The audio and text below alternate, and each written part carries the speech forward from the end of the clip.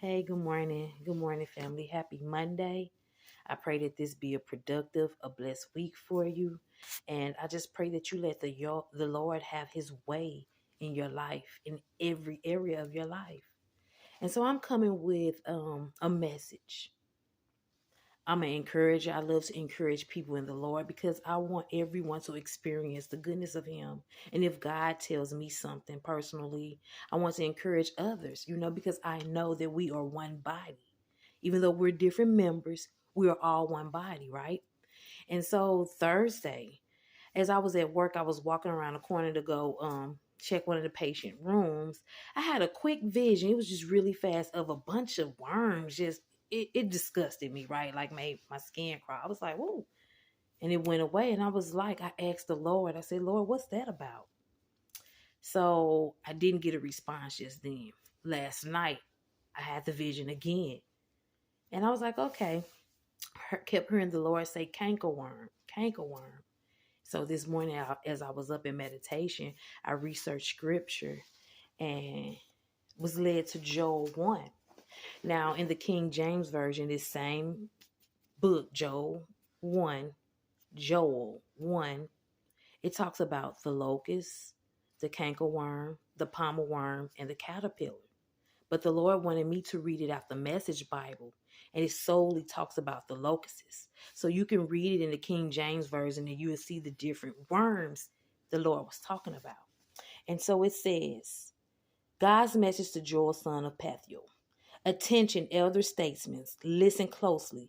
Everyone, whoever and wherever you are, have you ever heard of anything like this? Has anything like this ever happened before, ever? Make sure you tell your children and your children to tell their children and their children. Don't let this message die out. What the chewing locust left, the gobbling locust ate. What the gobbling locust left, the munching locust ate. What the munching locust left, the chomping locust ate. Sober up, you drunks. Get in touch with reality and weep. Your supply of booze is cut off. You're on the wagon. Like it or not, my country's being invaded by an army invincible, past numbering, teeth like those of a lion, fangs like those of a tiger. It has ruined my vineyards, stripped my orchards, and clear cut the country. The landscape's a moonscape.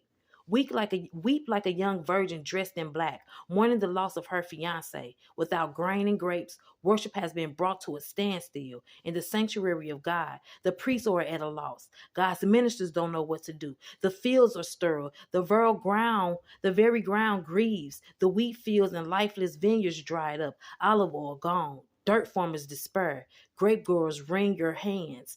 Lament the loss of wheat and barley. All crops have failed. Vineyards dried up. Fig trees withered. Pomegranates, date palms, and apple trees dead wood everywhere. And joy is dried up and withered in the hearts of people.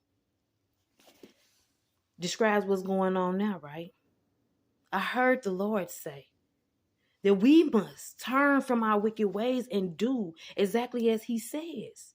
Because there is no time wasted. We already see the farmers are losing their supply, which means that the food for us is drying up. We already see that crops and trees and the seasons are changing. We already see that people is not praying the way they're supposed to. Their hearts are going cold because they have a free will to do what they want to do, right? But God here is warning us that these things are happening because of what we have done, our character, our ways, our stance with him, that we're not providing what he asks of us, and that is to worship him, to commune with him, to pray to him, to be in dialogue with him, right? But we do what we want to do because of free will.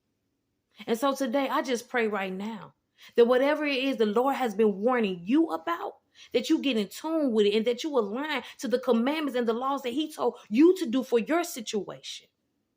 I ask that whatever area is dried up in you, that the Lord will nourish it, that he will nurture it, that he will water it so that it can begin to have life, so that it can begin to grow again, so that you can begin to have pure joy in your heart on today. I pray that you be obedient to the Lord, because obedience brings about your blessings, right?